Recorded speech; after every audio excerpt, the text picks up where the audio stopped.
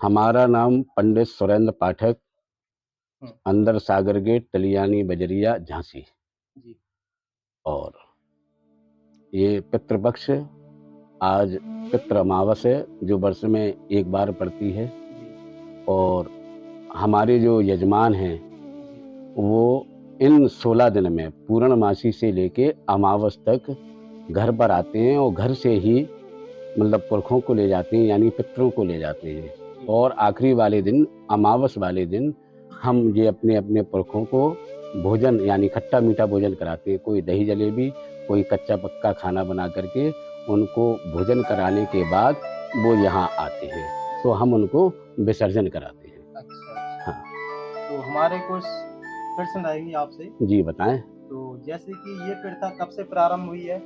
ये प्रथा अनादिकाल से है, जी, लेकिन ये प्रथा काकभुसुंडी के समय से ज़्यादा प्रारंभ हुई। अच्छा, हाँ, जैसे एक बार तो जब भगवान राम जी जो है लंका पर विजय करके आ रहे थे जी, और रास्ते में जब गया पड़ा, जी, तो वहाँ भगवान से दशरथ जी ने पिंड माँगा था वहाँ।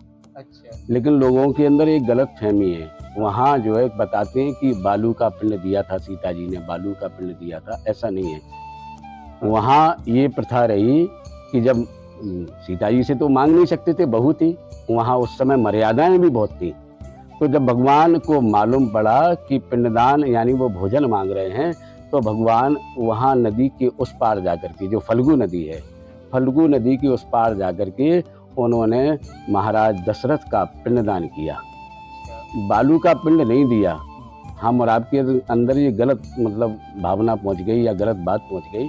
नहीं, बालू का पिंड नहीं दिया। बालू का पिंड का उन्होंने इस तरीके से हाथ ज़रूर बनाया है वहाँ, लेकिन भगवान राम ने गया जी में जाकर के अपने पितरों के निमित्त वहाँ पिंडदान किया था। अच्छा, अच्छा। तो जो दूसरा प्रश्न मेरा आपसे रहेगा कि जो लोग पिंडदान करते हैं, तो कहाँ-कहाँ पिंडदान करना चाहिए? पिंडदान करने का महत्व 3 जगह है। हाँ, जो गयासुर नाम का जो राक्षस है, हाँ, वो जो है उसका हृदय जो है गया जी में है, उसका सर जो है ब्रह्मकपाली, बद्रीनाथ का एक दूसरा नाम भी है ब्रह्मकपाली, अच्छा, और उसके पैर जो हैं नैमिषारण्य में हैं।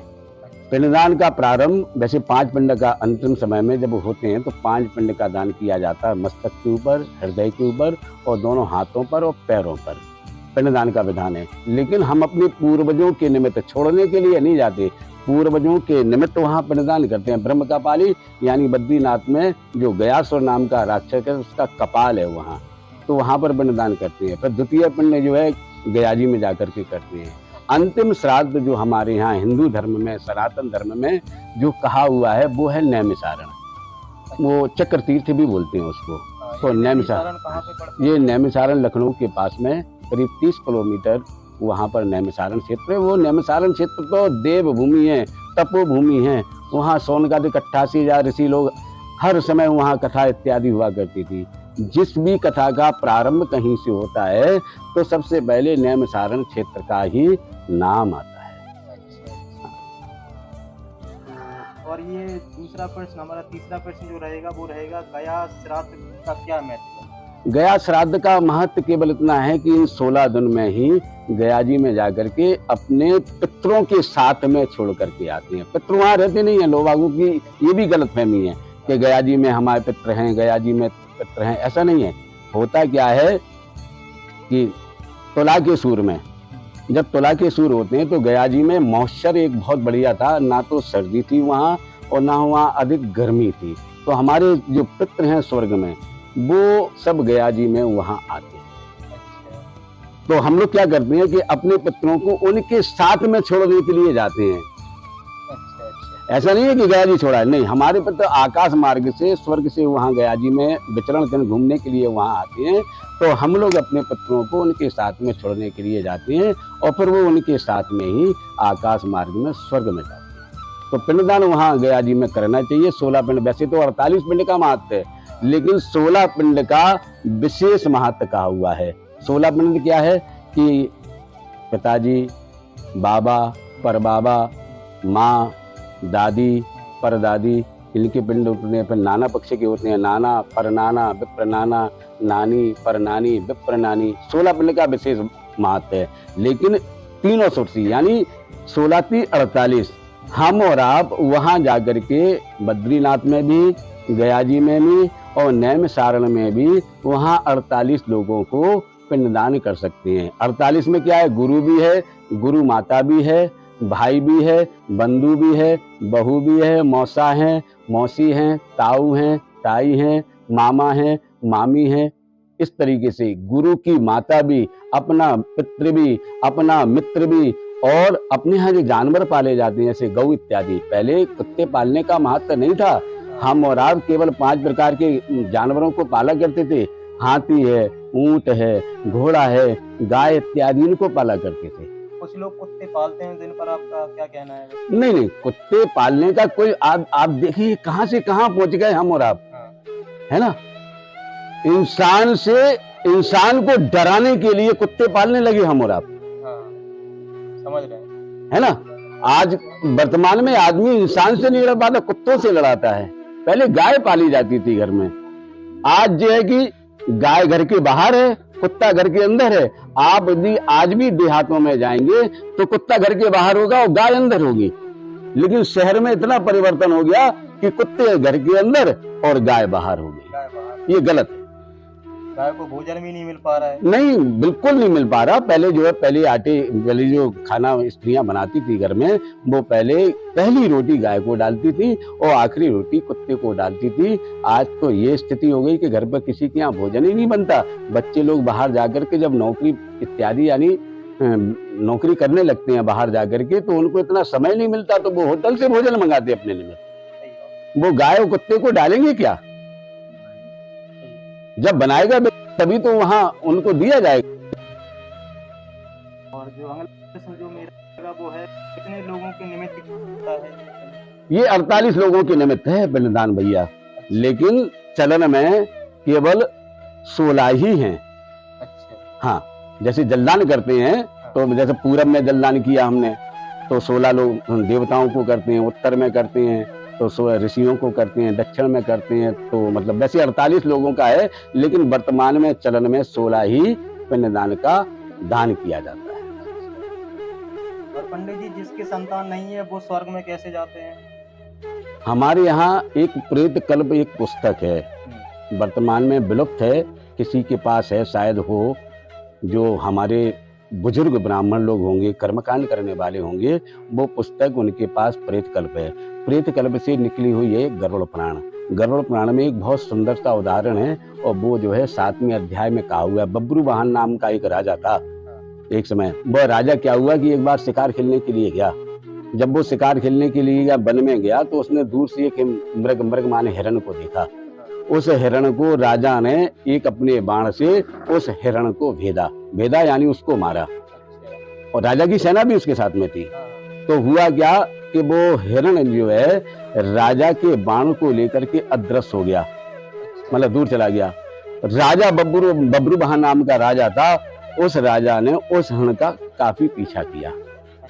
इसी प्रसंग से क्या हुआ कि वो राजा एक वन को छोड़ करके दूसरे वन में वह प्रवेश कर गया, लेकिन वो उसको हिरण नहीं मिला।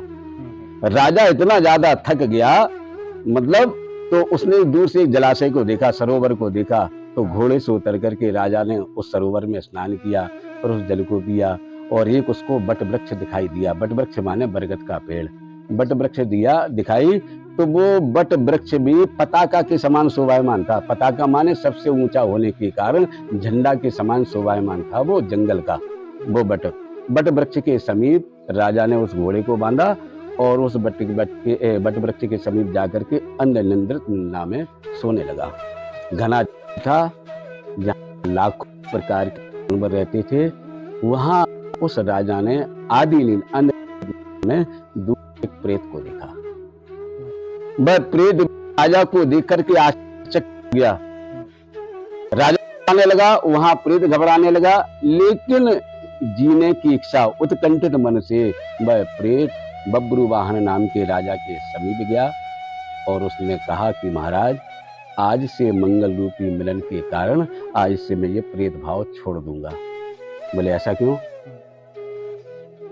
तो वह बोला, वह प्रेत प्रेत बोला कि आप राजा हैं, प्रजा के पालक हैं, आप हमारे लिए ऐसी क्रिया को करें कि जिसके करने से हम प्रेत भाव को छोड़ दें। तो वह बोला कि कैसे? तो उसने बताया कि हमारी एक क्रिया को करा दी जाए। क्या? नारायण बलि क्रिया को करा दी जाए। जिनकी कम आयु में मृत्यु हो जाती है ना, तो उनके निमित्त एक क्रिया को कहा है 11वें दिन। हमारे यहाँ बनारस की जो पुस्तक है उसमें 11वें दिन है, और गया की जो पुस्तक में उसमें 12वें दिन है। वहां पर उस क्रिया को करा दी जाए, नारायण बलि विधि के साथ में करा दी जाए, तो हमारा ये प्रेतत्व दूर हो जाए। तो उन्होंने कहा होगा कैसे? तो बोले ब्रह्मा, विष्णु, महेश और प्रेत और यम, इन पांचों के कलशों को रखे। उसका भी विधान है। सोने का कलश, चांदी का कलश, पीतल का कलश, तांबे का कलश और कांसे के कलश को, उनमें भी भरने का विधान है। यानी पूर्व में दूध भर करके कलश को रखे, पश्चिम में दही भर को कलश को रखे, उत्तर में शहद भर के कलश को रखे, और दक्षिण में नदियों का जल भर के रखे, और मध्य में चारों के बीच में जब वो प्रेत का कलश रखते हैं, उसमें जलाशय का जल को भर करके इस नारायण बलि क्रिया को करा दी जाए, तो प्रेतत्व हमारा दूर हो जाए। ये सारी बातें। तो वह बोला कि आप राजा हैं, आपको मैं राजमणि यानी मणि दूंगा, आपको मणिदीप दूंगा, जिससे कि मेरा प्रेतत्व नष्ट हो जाए। आपको हमारे लिए ऐसी क्रिया करनी ही होगी। जब राजा और वह प्रेत यानी बब्रू वाहन का नाम का राजा और प्रेत दोनों आपस में बात कर रहे थे, तो उसी समय राजा की सेना उनको ढूंढते हुए वहां आई, और घोड़ों की टापों की आवाज सुनी राजा ने। तो वह राजा ने भी सुनी और उस प्रेत ने भी सुनी, क्योंकि सेना उनको ढूंढते हुए राजा को आई। तो वह प्रेत जो है मणि दे करके अंतर ध्यान हो गया, तो उसको सदगति मिल गई। तो कहने का तात्पर्य यहाँ ये कि जब राजा की पिंडदान आदि और देह क्रिया करने से जब प्रेत को मुक्ति हो सकती है, तो लोगों के द्वारा अगर कोई इस क्रिया को करा दी जाए तो उनको मुक्ति मिलेगी, बिल्कुल मिलेगी। और जिनके माता पिता यदि मुक्त हो जाए पुत्रों के द्वारा, इससे बड़ा क्या है? कुछ नहीं है। लेकिन क्रिया को आपको करना पड़ेगा, बिना क्रिया को किए हुए कुछ भी प्राप्त नहीं होता भैया। तो चलिए अगले प्रश्न पर चलते हैं अब। तो कितने पिंडदान करना चाहिए? पिंडदान 48 करना चाहिए। अच्छा। लेकिन यहाँ वर्तमान में 16 ही पिंडदान करते हैं। माता, पिता, दादा, माता मई आजी, माता मई पराजी, नाना, परनाना और विप्रनाना, नानी, परनानी और विप्रनानी। और फिर हमारे बंधु बांधव हैं जो नहीं है इस दुनिया में, उनके निमित्त करके 16 इन पिंडों का दान करना चाहिए। तो नेक्स्ट जो हमारा क्वेश्चन है वो ये है कि इन दिनों में क्या घर में पिंडदान कर सकते हैं? हाँ, बिल्कुल करना चाहिए। लोबागों के अंदर कोई गलतफहमी है कि पिंडदान नहीं होना चाहिए, बिल्कुल होना चाहिए। 3 पिंड का दान करना चाहिए, जिसको उपनाम पार्वण श्राद्ध कहा हुआ है। हमारे यहाँ तो अभी पिंडदान होते हैं। माता के यदि कोई श्राद्ध है तो माता वाले दिन 3 पिंड का दान होता है, और अगर पिता का श्राद्ध है तो पिता के श्राद्ध में 3, जिसको कहते हैं पार्वण श्राद्ध। ये जरूर करना चाहिए, अपने पितरों के निमित्त जरूर करना चाहिए। जलदान करना, जलदान तो ठीक है, लेकिन पिंडदान भी करना चाहिए। ये शरीर, पिंडदान करने से शरीर बनता है भाई, अपने पूर्वजों का शरीर। जो जब हम लोग 10 गायत्र इत्यादि कराते हैं, जाते हैं शमशान पर, तो हम 10 दिन के 10 पिंड पढ़वाते हैं। पहले दिन से सिर, दूसरे दिन से कंधा, तीसरे दिन से हृदय, इस तरीके 10 दिन के पिंड से पिंडदान शरीर बनता है। इसलिए पिंडदान भी प्राणियों को चाहिए कि अपने माता पिता के निमित्त पार्वण श्राद्ध इन तिथियों में यानी इन 16 दिन में अवश्य करना चाहिए। और गया श्राद्ध क्या है? गया में लोग बाग जाते हैं और 2 दिन रह करके अपने सब ले आती है, तो बिल्कुल गलत है। नियम ये कि जैसे आपकी कोई सालगिरह 25 नवंबर है, तो क्या फरवरी में मना लेंगे अपनी सालगिरह? नहीं मना सकते ना। आपका कोई जन्मदिन जुलाई में है और उस जुलाई की जगह आप उसको जनवरी में क्या आप मना सकते हैं? नहीं मना सकते हैं। लेकिन हम लोग क्या करते हैं कि अपने माता पिता को किसी भी दिन जाकर के गया जी में छोड़ाते हैं। गया जी का महत्व बहुत बड़ा महत्व है। वहां पर 16 वेदी बनी हुई है, अलग अलग वेदी बनी हुई है। वहां जाकर के उस वेदी के अनुसार ही उस जगह पर जाकर के पिंडदान करना चाहिए। नेक्स्ट जो प्रश्न रहने वाला वो ये है कि कौवा की बलि क्यों दी जाती है? कौवा की बलि तो त्रेता युग में काकभुसुंडी के द्वारा चलन में आई। जब काकभुसुंडी ने अपने पितरों के निमित्त भगवान विष्णु से पूछा कि भगवान, हमारे पितृ जो हैं, हम तो काग जाति पशु हैं, मतलब पक्षी जाति से हैं, तो हमारे पूर्वज किस योनि में होंगे, तो क्या करना चाहिए? तो उन्होंने कहा कि अपने पूर्वजों के निमित्त जो वर्तमान में तुम काग योनि में हो, तो उन्हीं को अपना पितृ मान करके तुमको उनको अन्न देना होगा। बलि माने हमारे यहाँ बलि क्या है कि मांस की बलि दी जाती है, लेकिन सनातन धर्म में, हिंदू धर्म में मांस की बलि नहीं दे सकते, इसलिए हम लोग दही, उड़द या उड़द की बरुलियां इत्यादि उन काग के निमित्त रखा करते हैं। ये प्रथा त्रेता युग पहले से थी, ये प्रथा, लेकिन काग बलि की प्रथा काग भुसुंडी के द्वारा ही यहाँ चलन में आई। अच्छा। और गुरुजी, हमारे पितृ योनि को कैसे पता चलेगा कि उनका पिंडदान हो गया है, और कैसे पता चलेगा कि वो किस योनि में गए हैं जब उनका देहांत हो जाता है? देखो, ऐसा है कि आपके पितरों को मिलता तो है, आप किसी योनि में भी हो, आप अगर पिंडदान करते हैं, उनके निमित्त श्राद्ध करते हैं, तो आपको कैसे, ये तो हमारे यहाँ एक संजय हुआ करते थे, ये दूरदर्शन मतलब महाभारत में आपने देखा हो, हाँ। संजय, हमारे ऋषियों के पास में बहुत शक्तियाँ थी, आज विमान बन गए, आज टीवी चैनल चले गए, लेकिन हमारे पास पहले से भगवान राम ने जल लिया, विमान आ जाता था। संजय थे जो कुरुक्षेत्र का पूरा हाल धृतराष्ट्र को सुनाया करते थे। ये टेलीविजन तो आज हो गया, लेकिन हमारे यहाँ पहले से ये प्रथा थी। ऋषियों के अंदर शक्ति थी, तपोबल के द्वारा वो सिद्धियां अर्जित करते थे, लेकिन कभी ऋषियों ने अनर्थ नहीं किया। लेकिन किस योनि में गए, आपके माता पिता को गए में 50 वर्ष हो गई, 60 वर्ष हो गई, 70 वर्ष हो गई, 84 लाख योनियाँ कही हुई हैं अपने यहाँ, तो 27 लाख योनियाँ 3 भागों में बटी हैं, जल, थल और वायु। 27 लाख योनि जल में रहती है, 27 लाख योनि पृथ्वी पर रहती है, और 27 लाख योनि आकाश मार्ग में प्राप्त होती है। उनको मिलता है, मिलता कैसे कि 50-60 वर्ष हो गए आपके माता पिता को गए, या दादा दादी को गए, या पूर्वजों को गए, बस किस योनि में गए, स्थावर योनि में चले जाते हैं। स्थावर जिसे कहते हैं, वृक्ष है, गुल्म है, लता है, पर्वत है, पेड़ है इत्यादि, इसको कहते हैं स्थावर योनि, जो एक स्थान से दूसरे स्थान को ना जा सके। कीट योनि भी है, छोटी छोटी योनि होती है, 2 दिन की होती है, 3 दिन की होती है, 5 योनि है, तो 50-60 साल में जाने कितनी योनि में चले गए वो, तो उनको मिलता है। कैसे मिलता है कि जैसे हम लोग जलदान करते हैं, तो जो है ना स्थावर योनि, वृक्ष, गुल्म, लता, पर्वत, उनको जल के द्वारा उनको प्राप्त होता है। और अपने पूर्वजों के निमित्त यदि पशु हैं, मनुष्य योनि में हैं अगर, तो ब्राह्मणों के भोजन कराने से, ब्राह्मणों तो मुखवासी, ब्राह्मण के मुख से भोजन किया हुआ उनको पितरों को ही सीधा प्राप्त होता है। इसलिए जब भी ब्राह्मण भोजन इत्यादि कराएं, तो उनको अपने माता पिता की छवि उन ब्राह्मणों में देखना चाहिए। कभी कभी क्या होता है, सर्प योनि भी चली जाती है, तो सर्प योनि में कैसे मिलता है, सर्प योनि में उनको वायु के द्वारा प्राप्त होता है सर्प को। अच्छा, पशु योनि में चले जाते हैं, तो पशु योनि में कैसे मिलता है, पशु योनि में तृण और अन्न के द्वारा, तृण माने इत्यादि जैसे घास इत्यादि है, उनके द्वारा उनको पूर्वजों को प्राप्त होता है। पिशाच योनि में चले जाते हैं, तो खून के द्वारा उनको प्राप्त होता है। लेकिन प्राणी जो हम और आप क्रिया करने वाले बालक हैं, जिनके माता पिता हैं, उनके माता पिता को ब्राह्मण के मुख के द्वारा उनको श्राद्ध प्राप्त होता है। तो अगला प्रश्न जो है वो ये है कि क्या रोजाना तर्पण किया जा सकता है? हाँ बिल्कुल, हमारे यहाँ सनातन धर्म में तर्पण का विधान रोजाना है। लोग बाग जो चले जाते हैं, गया जी जाते हैं, वो लोग बाग कहते हैं कि अब हमको तर्पण भी नहीं करना, हमको श्राद्ध भी नहीं करना, हमको कुछ नहीं करना। ये गलत है। तर्पण नित्य कर्म है, ये तर्पण तो रोजाना करना ही चाहिए, चाहे आप गया जी जाएं चाहे अथवा ना जाएं। श्राद्ध भी करना चाहिए। लोग बाग श्राद्ध नहीं करते कि हम गया जी छोड़ाए, हम नहीं करेंगे, ये गलत है।